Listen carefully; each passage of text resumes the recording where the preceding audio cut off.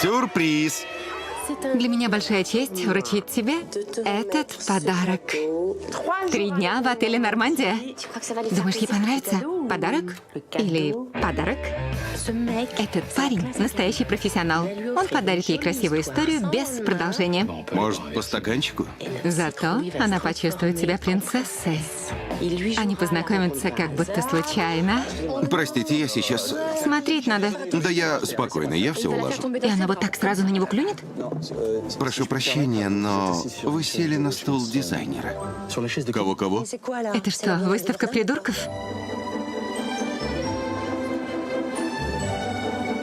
Вы позволите? О, нет. Зато честно. Да это я не вам.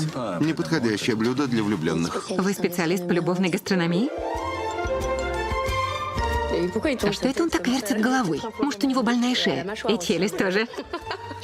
Я, кажется, влюбилась. Не рано говорить о любви. Хочешь меня закадрить? Прям школьница, которая не терпится с кем-то переспать. Дорогая, ты умрешь от смеха. Тот, кого ты вчера встретила, он совсем не то, что ты думаешь. Свинья! Вчера я случайно познакомилась с мужчиной. Как ее зовут? Имя? Фамилия? Ну, как случайно? Алиса, красиво, да? Меня зовут Элен. Хорошо. Ничего не выйдет, мы влипли. Она в спешке съехала из отеля. А ведь он казался таким милым, интеллигентным. Отвали от меня, иди к черту. Ужасно, да? Что поделать? Пустите меня. Хорошая новость и плохая. С какой начать? С хорошей. Разумеется. Отель романтических свиданий. Скоро на экране.